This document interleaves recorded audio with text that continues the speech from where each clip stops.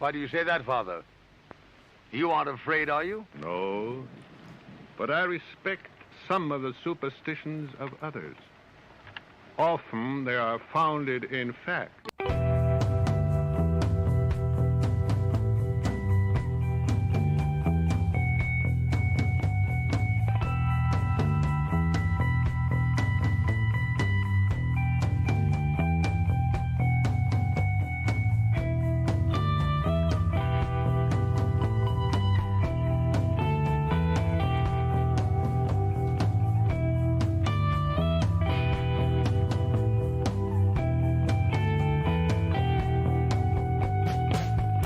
Broadcasting live from our Sanctum Sanctorum in Venice, California. This is the Sixth Sense Society. I'm your host, Krista, here with our producer, Michael. And today we welcome on the show Valdeir Faria. He is the Venerable Master of the Respectable Humanist Lodge, one of the first lodges to work in the French Rite in English in the United States in more than 70 years. And he's also a student of Druidry under 2 orders. Today we're going to get to know him, but also he's come on the show to talk about the Masonic French Rite, give a little history, talk about the rite itself, and we'll learn about him. But before we get started, Michael has a few announcements. Hi, everybody. Welcome back to our episode. We've got a couple still great shows coming up this month, and I've been very much looking forward to this one. But next week especially, we have Gina Armstrong and Victoria Vanchek from Haunted History, British Columbia, and we're going to be talking all things cryptoid, so Bigfoot and the Loch Ness Monster and all that cool stuff. So if you're into it like I am, I've been excited about this show for a while, and these are some new guests, and we're going to have a great time with them. And then at the end of the month is Reverend Jim McGrath, our old friend, will be back. And so he'll end up finishing up and rounding out the month for us. Get all the information on our website, sixthsensesociety.com, SIXTH, all spelled out. And while you're there, if you can afford to, buy us a coffee on Ko-Fi. It helps us to cover some of our production costs, and we definitely appreciate it. But if you can't afford it, join us anyway. We love having you guys here, and we want to keep this show going for all of you, and we're having a great fun time with it. So I don't want to take up too much time, although one other quick announcement is that I'm starting a series of tarot classes of 7 weeks starting this Thursday, so not too much time left to register, but if any of you want to join us, let me know, and we keep it very small, so I think we only have 6 spaces, but anyway, so it's going to be a lot of fun, and it's the method that Krista and I developed with using Kabbalah. So I want to get right back to Krista, because I know we have a ton of territory to cover with this topic, so take it away, Krista. Great. Thank you, Michael, and welcome, Valdir. Thank you. I'm happy to be here. We are so happy you decided to come on. We are very excited about this particular show because I personally don't know much about it, and it's always interesting for me to learn more about Freemasonry. But I thought maybe before we got started on the French Rite, you could tell us a little bit about how you first were drawn into Masonry in general. Sure. So the drawing started when I was a teenager. I used to read about different historical characters and all the amazing things they did. And a lot of the connection was that they were Freemasons. So I was naturally curious about it. And when I returned to the US, I had just turned 18. I was going to high school outside. I found a lodge down the street from my house, and I petitioned it, and that's where my Masonic journey began. The lodge was called Francis Drake, or is called Francis Drake, and it was under the Grand Lodge, California, and that was back in 2008. And then in 2009, I received my Master Mason degree. That's interesting that it was right down the street from you. You could say it was kind of meant to be. Yeah, it was it's certainly convenient to just have to walk to lodge versus get in my car and go drive and worry about parking, as so many Masons do these days. Exactly. Now, I'm just kind of a little curious, who specifically were you drawn to in history that were Freemasons? Well, particularly it was the first emperor of Brazil. So my family is Brazilian. I was studying Brazilian history, partly because of high school and others because I was just kind of interested about the fact that Brazil was an empire before it was a republic. And then naturally, some of the founding fathers of what became known as the Brazilian Empire were also Freemasons, particularly one gentleman who's fondly called the patriarch of Brazil, José Bonifácio. He was the first Grand Master of the first Masonic obedience in Brazil, the Grand Orient of Brazil. The first emperor was also a Freemason. Ironically, he actually closed down the Grand Orient because of political upheaval inside the institution. eventually it reopened itself. So those were the two individuals that I was very fascinated about. And then some of the American founding fathers as well, and some other characters in France and Europe in general too. So that's really interesting. Now let's get into the French Rite, because I'm sure you have a lot to cover. I thought maybe you could talk a little bit about an overview of some of the history of it. Sure, it's a very extensive topic. 1 hour cannot cover the numerous books and articles that people have written about the French Rite. The history is very colorful. It's very, very colorful. It's full of kind of twists and turns, but nevertheless, it's a history I think a lot of people should know about, because it's a very important part of Freemasonry and in a global context. Commonly, people, when they hear the word French Rite or the name French Rite, they think of French Freemasonry, more in particularly Freemasonry done in French. It's a common misconception, particularly here in the United States, because it's a system of ritual that is not very widely practiced here. It did exist in the United States at one point, particularly in the late 1700s, in New Orleans, naturally, because it's French territory.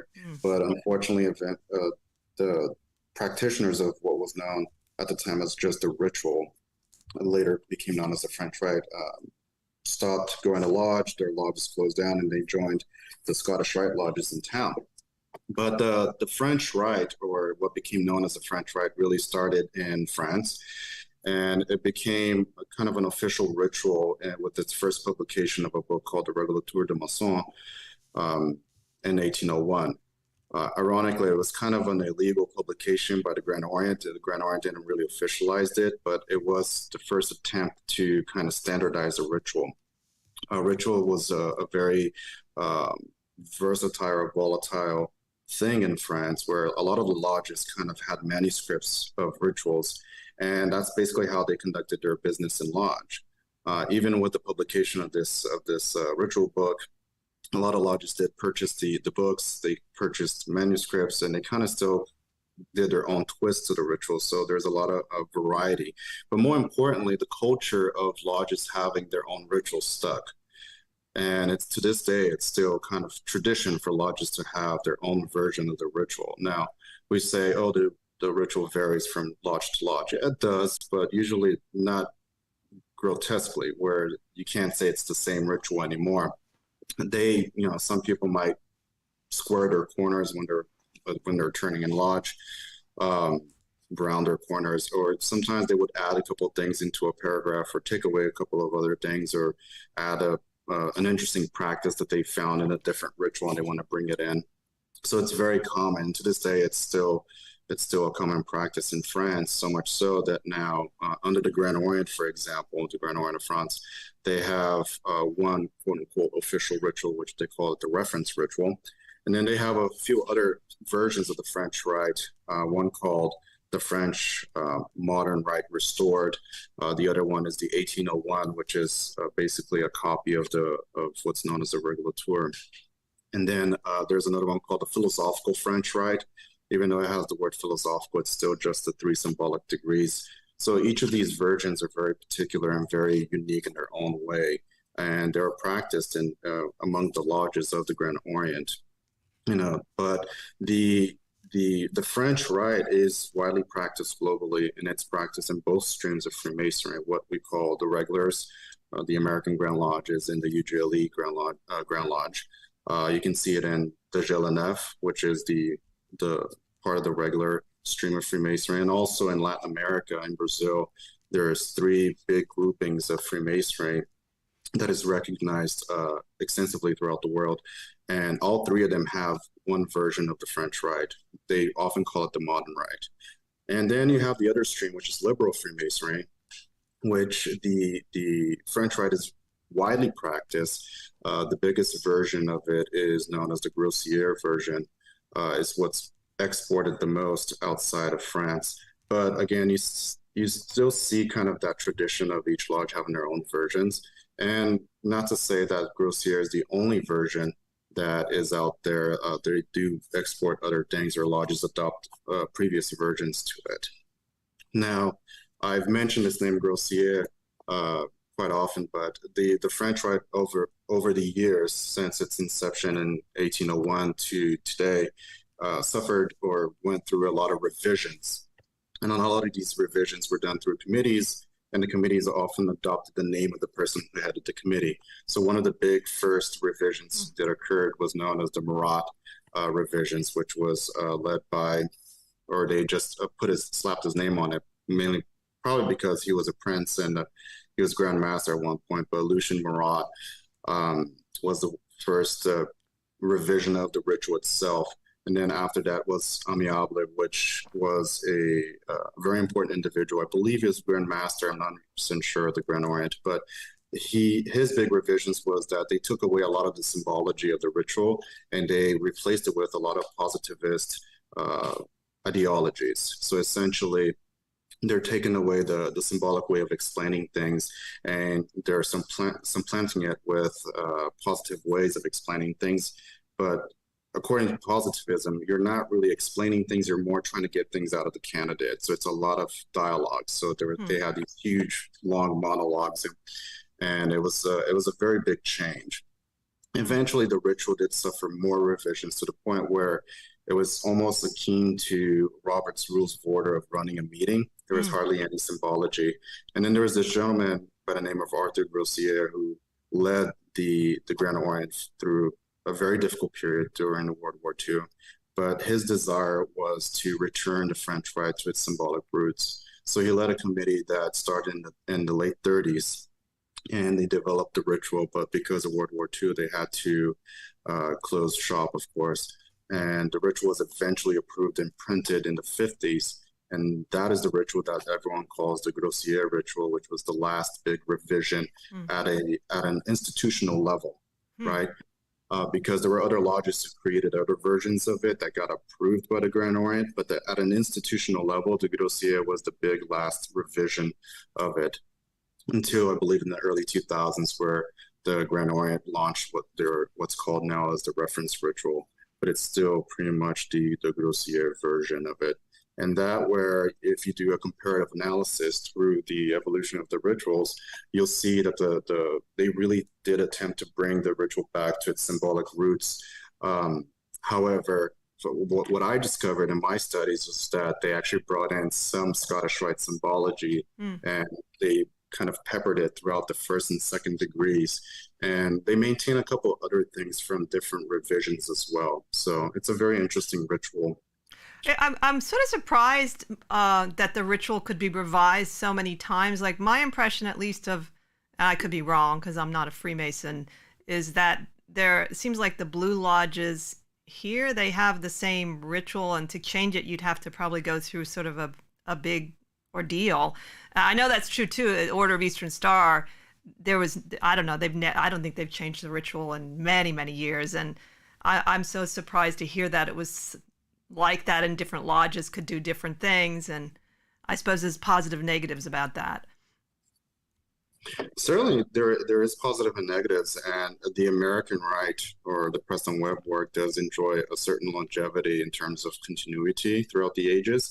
But I can't speak for other states or jurisdictions, but at least in the Grand Lodge of California, there were revisions throughout the years, but not to the point where you can call the ritual something else, right? It's still a Preston Webb, still American Rite, but it's an interesting conjunction of different rituals put together, because if you go in the proceedings and you look in the early years of the Grand Lodge of California, at least, when they instituted the office of Grand Lecturer, the person who kind of is responsible for the health of the ritual, they kind of travel throughout the state and try to figure out what is the form of the ritual we should standardize. So standardization of ritual was a big thing. And the state had lodges from different jurisdictions operating here until the Grand Lodge was formed and new charters were issued. But these lodges were still using their ritual from their home jurisdiction. Eventually, they kind of came into an agreement, and after, many different meetings and finally established a form of the California ritual.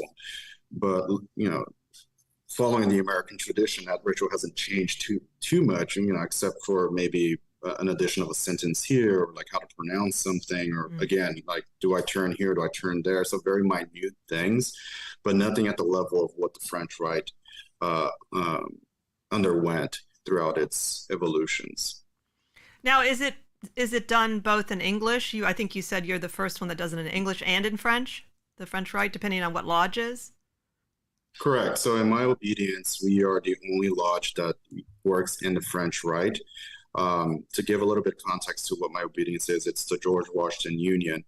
And we, in our rules and regulations, our lodges can work in either English, French, or Spanish. Currently, we only have lodges working majority in English. We have a lodge in Canada that works in French, but they all work in the Scottish Rite, in the ancient and accepted Scottish Rite. So as of now, we're the only French lodge that is working in English. However, if there is a group of Freemasons who desires to open a lodge working in French and using the French Rite, we can certainly accommodate that and provide the appropriate rituals for them to start working in it. But we are not the only French Rite lodge in the country. There are lodges under the Grand Orient of France that operates in the French Rite, but in French. So there's a lodge in Los Angeles, for example, that's the case.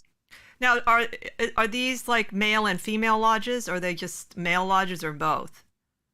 They are both. So under the Grand Orient, I'm not a member of the Grand Orient, but from what I understand, lodges have the ability to choose to either be male or co-gender or gender neutral. In the George Washington Union, all of our lodges are gender neutral. We don't have a specific gender lodge. We don't have anything in our rules and regulations preventing a lodge from becoming single gender, but our view of things, or a view of Freemasonry, believe Freemasonry is for everyone. So back in the day, we would say, oh, we're co-gender. Now we basically say we're gender neutral. Right. Because of we're aligning ourselves with the LGBTQ plus community, and we're kind of having a lot of conversations about gender identity. And some of our members are members of the community. So it's been a lot of great conversations have emerged from it. So the term gender neutral became more of a common use. Fascinating. Now, could you tell people a little bit more about the George Washington Union Freemasonry? I'd never heard of it, and I'm sure a lot of other people haven't either. Sure. So the George Washington Union started as a lodge under the Grand Orient. So the story goes that there was a group of Grand Orient Masons working in Washington, D.C. that they desired to open a lodge basically working kind of like in continental style for Masonry in the United States. Basically what that meant back in the 70s was that they wanted to work a Freemasonry that practiced liberty of consciousness, which basically means that all their candidates didn't have to profess a belief in a supreme being, more so that they never asked. So that was something of the intimate domain of the individual. And then also they could have certain conversations in lodges that they couldn't do in the typical American Grand Lodge system, or the American Grand Lodges. So the Grand Orient went ahead and issued a charter for the George Washington Lodge in Washington, D.C. And eventually they garnered enough membership, which they felt they could become their own obedience. And the Grand Orient revisited the charter and basically consecrated them as an obedience. And then they started issuing charters of their own for lodges. So the George Washington Lodge actually started as the French Rite Lodge, and they translated their rituals into English. And once they became a obedience, they unanimously decided amongst themselves to change their ritual to the Scottish Rite. So the most commonly practiced ritual of the George Washington Union today is the Scottish Rite. It is not the declared official ritual, but when the grand sessions come to, when what we call as a convent in the Grand Lodge will be a grand session. That's basically the legislative arm of the obedience. When they come together, they have to open lodge. And when they open lodge, it's usually using the Scottish Rite ritual, because that's what they've been using throughout since the 70s. So that's why Humanist Lodge, my lodge, is the first lodge in 70 plus years to be using the French Rite and English again in the United States. Wow, that's really interesting. I love it sounds like a very progressive Freemasonry in terms of some of its ideas. I like that a lot. And I think there's room for all kinds of different Masonry. I don't think it has to be one sort of note, so to speak. But it sounded very interesting when I read a little bit about it, the George Washington Union. I agree. There's a brother that I speak to on a regular basis. He used the analogy that Freemasonry is this great tree with its many branches, and the many branches are the different forms of Freemasonry that exist around the world. So as long as we maintain the trunk strong, the branches hopefully will remain healthy as well. Yeah, I like that. That's a really cool way of looking at it. And I think it can be healthy if you, again, you have the strong trunk. I love that idea to have the different branches. Now, let's talk a little bit about the degrees and the French Rite. My understanding is that you had said there were, in our email, there were like 3 degrees, and then there are 4 orders of wisdom plus 1. So why don't you talk a little bit about that whole setup? Sure. So the French Rite as a ritual system has its 3 blue degrees or symbolic degrees, which are the Inner Apprentice, the Fellowcraft, and Master Mason. And then it also has its own set of philosophical degrees, or also known as higher degrees. But in the French Rite, they're not considered higher. They're actually parallel to the Master Mason degree. And they're not called degrees, they're called orders of wisdom, or just simply orders. And the reason being is because of how they were formed in the first place. So once you reach the degree of Master Mason, it's typical that you would have to wait 2 years before you can petition a chapter to be initiated into the first order. And in order to do that, you can only do it with the blessings of your Blue Lodge, right? So you would actually request from your Blue Lodge permission to petition this chapter. And the chapter will usually receive a letter from the Venerable Master attesting to this individual, this Master Mason, who has worked diligently throughout their time in the Blue Lodge. They're prepared to move over to the chapter. So the orders of wisdom are divided into 4. So the first is called the Secret Elect. And essentially what the Secret Elect is a combination of all the elect degrees or illus degrees that were used in various different higher degree systems. In the Scottish Rite, they do exist, and it's commonly equated to the 9th, 10th, and 11th degree of the Scottish Rite. And each order has its own theme, and the theme of the first order has to do with vengeance and justice. And for those who are Freemasons and did their Scottish Rite degrees and remember their 9th, 10th, and 11th degree, they will kind of get the idea of why it's vengeance and justice, because it's closely linked to the Master Mason ceremony. The second order is called the Grand Scottish Elect, or simply Scottish Elect, and that has to do with the vault degrees. So it's more of a journey of purification of oneself. And essentially, it's when the committee came together to organize the high degree systems of the French Rite, or the philosophical degrees, they took a lot of the degrees of the similar legends and ceremonies and lessons, and they started grouping them into or synthesizing them into a single degree, or as they call, order.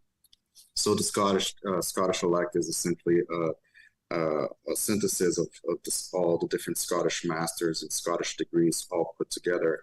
And then the third order is the Knight of the Orient, and that's kind of the first degree of chivalry that was introduced into the French Rite. And it's an amalgamation of all the different chivalric degrees that existed at the time, except for the Kadash. The Knight of Kadash was purposely stricken out of the roster for degrees. And then the fourth is the Rosicrucian Knight, or the Perfect Mason, and that's considered as the nec plus ultra of the French Rite. So it's the highest you can climb, except for the Master Mason degree, of course. And then there's the +1, the fifth order. The fifth order has always been kind of an interesting phenomenon in the French Rite, because it's considered as the administrative grade and also as an academic grade. So the committee that formed the high degrees of the French Rite, or the philosophical degrees, they basically scoured through the variety of high degrees that existed at time in France. And we're talking the late 1700s, so 1760s and 70s. These committees were getting together, and they were going through rituals and trying to organize them into a coherent system. So all the degrees were basically rejected or kind of put aside.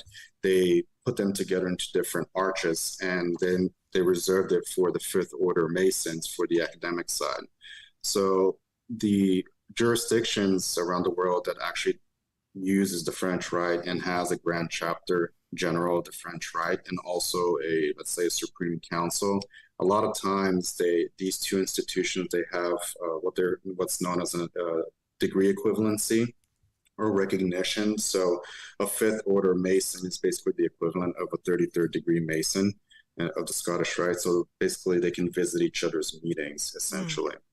But that's not the case for everyone. So that's very dependent upon who you're a member of, which chapter, or which obedience your chapter belongs to, or which valley you belong to which Supreme Council. So it's not an overarching general case, right? A good example of this degree equivalency, you see it in the Scottish Rite Southern Jurisdiction, the Supreme Council here in the United States. They have something equivalent to the Swedish order in the Grand Lodge of Sweden, where they have a little table and they show the degree equivalency between what is the 32nd degree in the Southern Jurisdiction equivalent to in the Swedish order. Brazil also has a very robust table of equivalencies in terms of degrees. But essentially, you have to work your way up. But the fifth order has always been kind of this weird existence, because it existed only for a period of time and then it disappeared and then came back and now it's back. But that kind of goes with kind of the turmoils of the history of the French Rite in the continent. So the French Rite per se, first, the French Rite adopted its name French Rite because of the Scottish Rite when it came into France.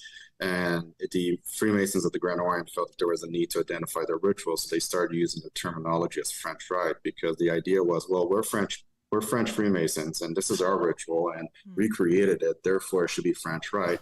And we can kind of forget about this whole Scottish Rite business. It's not going to go too far. Unfortunately, kind of dominated the continent. But essentially, the first documents or the first manuscripts came out officially in the 1780s. So that's when the full system of what we call the French Rite today was born. It was really in the 1780s. So it's before the first Supreme Council. And the connection between the two systems of French Rite and Scottish Rite, and particularly the high degrees, really comes from the pot that they used to create the Rite of Perfection, which later became the Supreme Council of the 33rd. The pot of degrees, or the sources used there, it's the same source used by the committees who created the 4 orders of wisdom. So that's why, if you're able to read the rituals and ceremonies of that time period of the French Rite, they're very similar to what a Scottish Rite Mason would experience in their high degrees. Now, going back to something you said earlier, you said that the 4 orders of wisdom are done parallel to blue degrees. Could you explain what you mean by that? Well, they're not done parallel. So in terms of hierarchy, right, the French Rite is a very democratic ritual system. So what that means essentially is that there's very little ranking inside of the French Rite, except for those within the lodge, where you have your Venerable Master and your senior junior wardens and whatnot. But even then, there isn't a very strong power-based hierarchy, right? And then once you reach the Master Mason degree, that's generally considered the highest degree you could ever achieve in Freemasonry. However, there's these, in English Freemasonry, they call it side degrees, and I guess you call it that. But once you reach the Master Mason degree, you can petition, once you're eligible, to go into the first order to be initiated or be considered a candidate. So the orders of wisdom, which traditionally would be known as the higher degrees, right? They're not considered higher degrees. They're considered parallel to the Master Mason degree. So some of the diagrams you've seen, some of the diagrams you can see shows that Freemasonry is a pyramid, and at the very top you have the Master Mason degree, and then once you reach the top, there's a circle that goes around the top, which essentially starts the new journey of the first, second, third, fourth order. But the importance of the symbology there is really the equivalency, or kind of like the lack of superiority that the orders of wisdom has to the regular Master Mason, or just to the Master Mason. That's interesting. Yeah, I guess that will help keep the ego in check as well. Indeed. some people, they can't confirm it, but one of the reasons that the French Rite kind of went dormant in France and the Scottish Rite took over was that a lot of the Masons who were carried a fourth order, essentially they were Rosicrucian Knights. In the Scottish Rite, that's the 18th degree. So you had all these other guys who were carrying 30th degree and 32nd degree. So there was this, I guess, sense of inferiority, and they wanted to get their 30th and 32nd degrees. So a lot of them started joining up the Scottish Rite too, so they could acquire these higher degrees. But of course, I'm oversimplifying a very, very complicated history. Sure. The French Rite. There was a huge period of dormancy of the French Rite in France. It existed in some other countries, but very, very in the minority, right? But there's a number of reasons why it went dormant, and why it kind of got kind of sucked in by the Supreme Council in France. But it's, people wrote books and articles about it that I don't think I can do justice in 30 minutes. Now, why do you think you were attracted to the French Rite then? Did you join the French Rite to become also a Master Mason? I probably have forgotten what you said. Or were you the Master Mason and then was drawn to the French Rite? It was actually the latter of what you mentioned. I started my journey in a California lodge, which essentially uses the American Rite, but I've always been curious about other ritual systems in Freemasonry. So I did my own research, and luckily I'm fluent Portuguese and I have working knowledge of Spanish and other languages, Italian. I was able to read other rituals in different languages because these rituals generally are not available in English.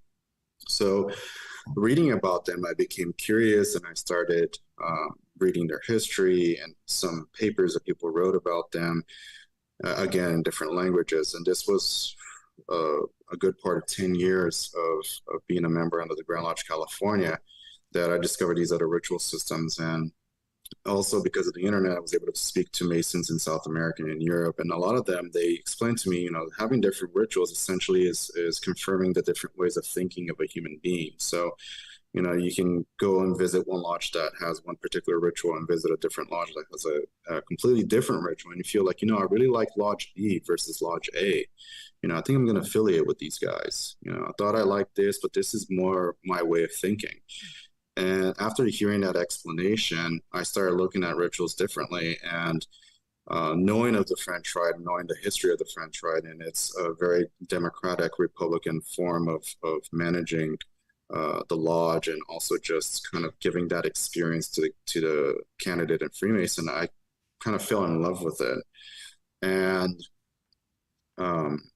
I tried instituting it in the Grand Lodge, California. Unfortunately, because of the rules, it wasn't very permitted. And then I found another ritual that was a little bit more akin to the American Rite, but that's also because, again, of the rules of the Grand Lodge, it wasn't permitted to open a lodge using a different ritual. So eventually I decided to make the change. But essentially what drove me to the French Rite was really its history and the way that the rituals are written. Right, and the way that the allegories and lessons are taught, they fit better with my conception of the world and how I view society and how I view my own spirituality, and more so than the American Rite. The American Rite it's a beautiful ritual system, and I know a lot of guys who knows how to execute that ritual, in a manner that there's no words to describe it, but it's not for me. It's never was for me. So I spent 10 years of trying to figure out where to find my home in Freemasonry. Now, the American Rite, is that what the Blue Lodges use here in America? Is that what you mean? Yes. It's also known as the Preston Webb work or ritual. That's more the common terminology. I use the American Rite because it's such a unique ritual system to the United States. That's truly I think it's warranted to be called the American Rite. Albert Mackey tried to coin it that, but it didn't really go far. It's also known as the York Rite, but again, it goes to the higher degrees in the York Rite, so Royal Arch, Cryptic, and Commandery. But essentially, it's the Preston Webb work that most all Grand Lodges in the United States use officially and predominantly. Now, is the Humanist Lodge seen as an irregular lodge then, according to the other lodges here in the United States? By virtue of our obedience, yes. We are, depending on who you speak with, they will call us irregular or sometimes even clandestine because of the fact that first, we're co-gendered, and second, we don't require belief in the supreme being, or more so, we don't ask that of our prospects. But luckily in California, not to say that we're considered recognized by the Grand Lodge California, but we've have a lot of brothers who really kind of exercise that brotherly love and respect values that's very common throughout Freemasonry. And they're very curious, and we don't engage in Masonic conversations as the rules of the Grand Lodge dictates they're not allowed to, but they're very friendly, and they never ever use those types of terms to describe our lodge. So, Or just jumping in for a quick second, our friend Don on chat would like to know what degree you are personally. Personally, well, I'm a Master Mason, given I'm the Venerable Master of the Lodge. When I was under the Grand Lodge California and also associated with the Supreme Council of the Southern Jurisdiction, I did receive my 32nd degree. But I did that in a time when they did everything in one weekend. So it wasn't really memorable per se. I'm glad that they're changing those practices now, but I had 10 years to study the high degrees of the Scottish Rite under the Southern Jurisdiction, and they have really good educational programs. So I feel that I have a fairly decent understanding of the 4 bodies of degrees in the Scottish Rite. So on paper, I have the Master Mason degree and also the 32nd degree. With the French Rite, I'm a Master Mason. I'm very happy with that. I do not have the 4 Orders of Wisdom. That is something that we, as a lodge, we would like to bring a chapter over to the United States, or at least California, but that's only in the future. Now, with the, I'm glad you brought the thing up about the Scottish Rite, because I remember when Michael would go for the weekend, and it was very long. I remember him talking about it, and I'm glad they're changing that, because it just seems like too much, like too fast to really comprehend anything. And now with the 4 orders, is there a space between them if you do them at some point? Do you whether it's a couple months or whatever, so that it can be integrated into your being more? Most definitely. So in the George Washington Union, for our symbolic lodges, independently of the rite, it takes 1 year to go from one degree to the next. There is a very strict attendance, unless you really can't attend because of some kind of work responsibility, or even more so the family, right? There's something going on with your family or family engagements, and you can't come to lodge. You can be excused, of course, but it's expected that you attend lodge every month. So after 1 year, you can petition the lodge to receive your next degree. So this is at the obedience symbolic level, right? So in the French Rite, it's typically accepted that between each orders, there is at least a year and a half between each order. And you do have to write pieces of architecture, which are essentially research papers, right, regarding the order that you just received. Now, these requirements in terms of number of pieces of architecture vary from obedience or from grand chapter to grand chapter, and also the time frame. I've heard that in France, with the grand chapter that's attached to the Grand Orient, you have to wait, I think, up to 2 years between each order, right? So it's not just you're just sitting around and going to meetings. You're working, right? You're attending your meetings. You're presenting your research. I believe you do get quizzed in a set of questions of catechisms. I'm not 100% sure of that. I hear mixed messages about it, but there is a very strong emphasis in education and knowing really the ins and outs of your particular order before you're eligible to request. It's not that you apply and you receive, you're requesting to move to the next order. So that's really up to your chapter if they're willing to grant that or not. Wow, I've heard some of the co-Masonic lodges have the papers and the study, and that always appealed to me, because I like to know what I belong to. Plus, it's really interesting what you discover. I agree, but I do also want to emphasize that the idea of like writing papers and all of that is not a virtue of just the Masonic lodges. It's something that they inherited from continental Europe in general. So Freemasonry in Europe has always been a little bit more academic in a general sense. So they've always had a lot of emphasis in writing papers in both streams of Freemasonry, really. So I don't think it's so much so as a virtue of the Masonic lodges, but given that co-masonry or general neutral Freemasonry does inherit most of its existence from continental Europe, so they inherit also a lot of these practices and customs, thankfully, really. Also the one of discretion, right? You don't see too many websites on co-masonry out in the United States for a variety of reasons, but I think a lot of it has to do with this culture of discretion that they inherited from our European brothers and sisters. Now, in this day and age, I could see how that might work against the lodges in that so much is on the internet, and visibility of some kind seems important, though I suppose one could argue if you really, are interested, you'll be drawn somehow into it. What is your view about that? I like discretion, but I also like openness, but I like to say openness with tact and elegance. I've never been very fond of, overly showing yourself that you're a Freemason. So if you go on my Facebook page, I rarely ever post pictures of myself and my regalia. You probably won't find it very often, except the profile pic I sent to you guys. I posted that because of that was at a conference, and it had to do with the George Washington Union. But generally, you won't see my picture on my personal Facebook with my Masonic regalia. I also rarely ever post anything about Freemasonry on my personal page. Now, my lodge has a page, and we do post things from time to time, updates and whatnot. I don't post who's a member of my lodge. I don't post the names of my officers. I don't even post myself. Generally, I did it for this occasion. I said our Venerable Master, Brother Valdeir, but we still follow a certain level of discretion. So to answer your question, my personal viewpoint is that I think Freemasonry should be a little bit more open here in the United States because we do have that freedom to do so.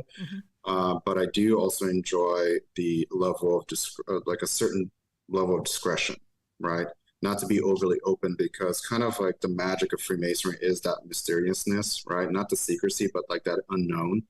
And I think really a lot of people join Freemasonry really is to work on themselves. That's the ultimate goal. And maybe they like to show off. I don't know.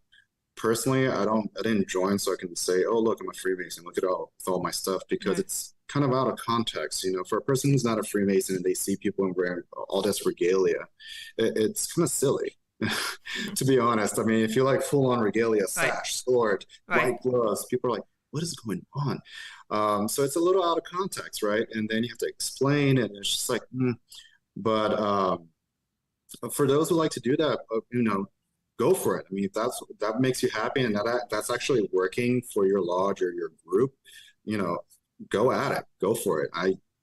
Nothing to say against it, but I think if people want to get to know Freemasonry, we do have to put ourselves out there a little bit.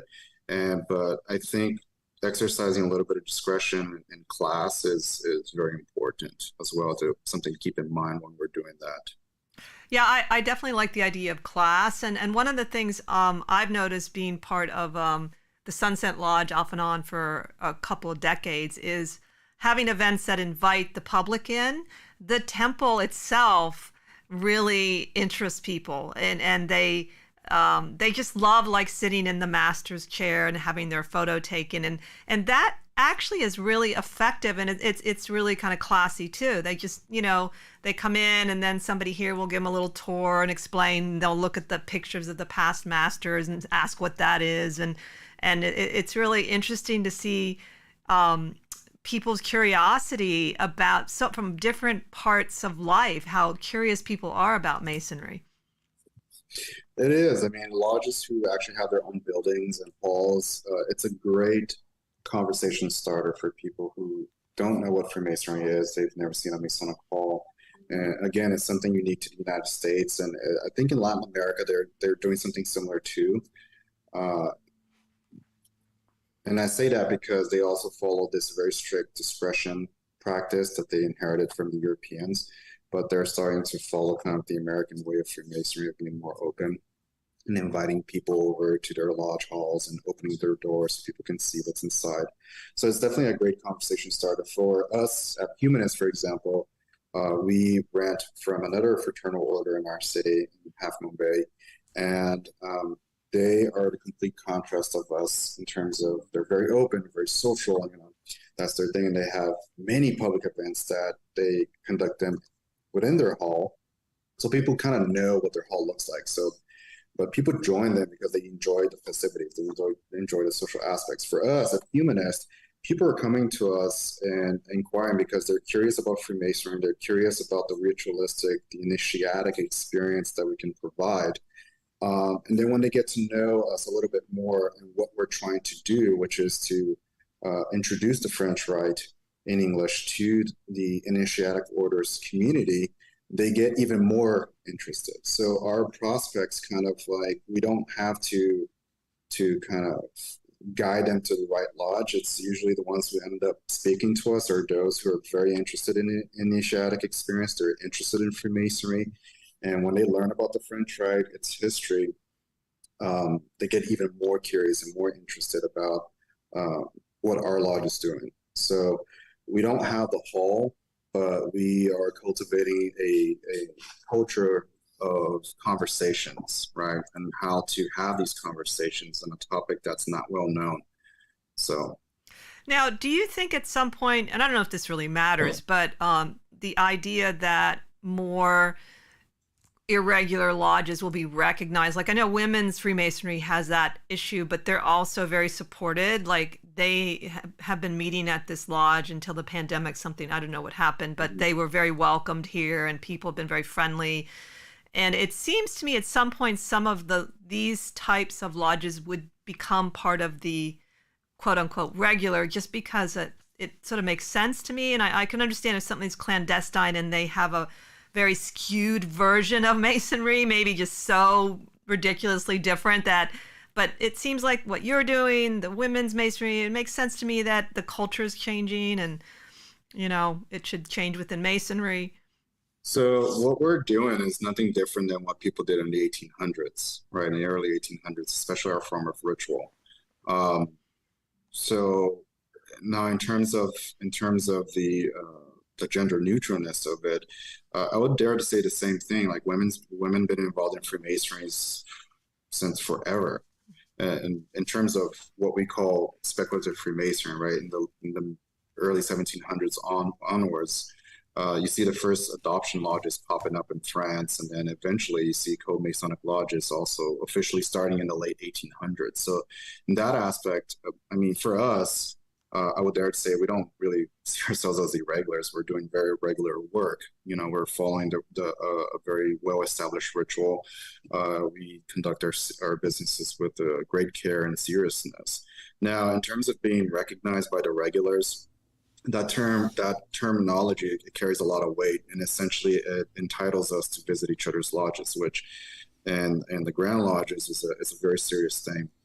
So I don't foresee us having that mutual recognition and at that level, but something like what the United Grand Lodge of England is doing with the two women jurisdictions in England, I would very much like to see that in the United States, which is more of a cordiality with one another, that friendship, right? That basically mutual respect with one another and working together for actually the benefit of society. Because I think from a civilian point of view, right, this ideas of recognition, clandestine, and not recognized and all that, they don't really understand that. Even if we explain it from a historical point of view, try to give them a little bit more historical context, they're like, well, we're in the 21st century, guys, come on, get it together. And that's been my experience with a lot of people. But other people kind of understand the culture and the traditions of it. And for us, we certainly understand the tradition of it, but again, we see that there's space for everyone, right? Yeah. So we're not really in the business of trying to seek recognition. We're not really interested in that piece, but what we just would like to see, it's a little bit more of a mutual respect for each of the streams, right? Because the land is quite quite large. So there is room for everyone. So, but a lot of people are saying that 50 years down the line, things are going to be much more amicable. And I believe that's the case. But I mean, you never know what's going to happen, really. It really depends on the leaderships of the Grand Lodges, and True. really it depends on the leadership of Freemasonry in general. I think that people really kind of confuse the terms irregular and clandestine, and you do see both. Well, and to me, yeah. irregular lodges are basically practicing Freemasonry, but we haven't recognized them for whatever particular tiny reason, something in their ritual or whatever. But we still recognize it as Freemasonry, whereas clandestine to me are lodges that have absolutely nothing to do with Freemasonry, some of them doing things that are just, trying to milk people out of money and claiming to be Freemasons and so forth. So they're kind of the more nasty of the two. But I would look at irregular, and I think that we've lost the definition of a lot of words over the years. It's just being Freemasonry, just a little different than what we're doing it, and as such not recognized. I completely agree with you. The clandestine, I think people, some people who are actually very knowledgeable of the terminology, they only ascribe that term to groupings that are basically pyramid schemes. They're milking people out from their money. They're pretending really to do something, but they're not really that, because when you sit down and actually start speaking with them, first, they're just their general behavior. That's not a behavior of someone that we would call a Freemason, really. You're ripping people off, really. But certainly I would agree that there is a general confusion between the terminology of irregular and clandestine, and what do those terms mean, really. So I think that, to me, it seems still a little strange that you can be cordial and not accept another lodge as regular, but I think it eventually, I think it will change, honestly, because if nothing else, it's just a little complicated. Like, okay, you can't go to this other person's lodge, but you're a Freemason, and aren't we really missing out on forming even better bonds? Because one of the things I love about Freemasonry is it's worldwide, and wouldn't it be awesome if we could just meet all these different people and find out about them? It seems like it would make me a better person. I agree with you. And, if you look back in history, I think in terms of great humanitarian crisis, all of these political bureaucracies kind of just fall over to the side, really. During World War II, for example, by then, most American Grand Lodges had no recognition for the Grand Orient de France, but during that time period, there was a lot of leeway granted for their Freemasons. And I know it's kind of silly to think, oh yeah, Freemasonic meetings during the, there's a war going on, there's battles, but people took that to heart. Being a Freemason during those time periods was something to take to heart with. And then most recently, the Grand Lodge California put out a news article showing the two Grand Masters of the Grand Lodges in California, the Grand Lodge in Prince Hall, but there's also a representative of the George Washington Union there, because the George Washington Union participated in a huge financial fund to send to Ukraine. And we joined up with the Grand Lodge California and Prince Hall Grand Lodge California in donating, I think, $70,000+, I'm not sure of the amount, to the International Red Cross Committee. So you see that during humanitarian crisis, Freemasons really start putting to practice those values that we consider universal, although we teach them differently depending on the ritual, but down to the core of it, it's still the love for humanity. We put all of our bureaucracies and political things aside, and we come together and we help people. That is one of the things. It's so true about Freemasonry. I really, what I like about it as an observer more, and of course my husband's a Mason, is that there's this element of working on oneself, but then also giving really practical service as well to the world, and they really do that. They do, and it's something that it's nice to see. And it kind of gives hope for the future as well. And it's something we talk about in the French Rite a lot, and particularly in the first degree, where the candidate goes through 3 different journeys. And these 3 journeys are emblematic of different life periods. But essentially, we teach that life is full of difficulties, and you're going to be encountering barriers over and over again. And depending who you're with, you will have help But eventually you're going to be by yourself, and there's a particular point in the ceremony that you have to do a test, a physical test, that not to give too much away, but essentially the summary of it, the core of the test is that, you know, life is really hard, and you're going to be filled with disappointments, and you're going to fall to your knees. You're going to, you know, think there's no hope. But because of their perseverance throughout the journeys that they just underwent, and also the presence of those Freemasons around them, we hope that they will find the strength within themselves to stand up and continue the journey on, just as they just completed that last test. So once you see what the test is, it depends on how you look at it, but going back and when you hear apprentices talk about this particular point of their initiation, you know, there is a glimmer of hope. And then if you're able to ascribe that glimmer of hope to humanity or to your community, it's very inspiring. It's a very inspiring message. And, you know, as the master of the lodge and other officers listening, and we just had our first initiation in August, when you read that particular passage, or when you put it together with the journeys and what all of those elements coming together mean, it's a very beautiful, beautiful, esoteric experience that each of us encounter, and it's always a different feeling for me. I mean, I've been reading this particular passage, I translated it, and I worked it, and I massaged the language. I don't know how many times, but every time when I look at it, it's still very inspiring. You know, it's very meaningful, and it really brings you back to that root of you're an initiate all over again, because you're rediscovering that particular point. So, and that's a good point when you talk about going through the degrees more than once, even if you're going through first yourself to be initiated, whether you're initiating someone, that you would get new insights or be re-inspired by it. And to me, that probably is why Masonry seems to be continuing, is the ritual, whatever way you want to do it, has some meaning in it. Most definitely. And I mean, the variety of ritual out there is already a huge proof of what you just said. It does have meaning to it, and it has meaning to those who practice it.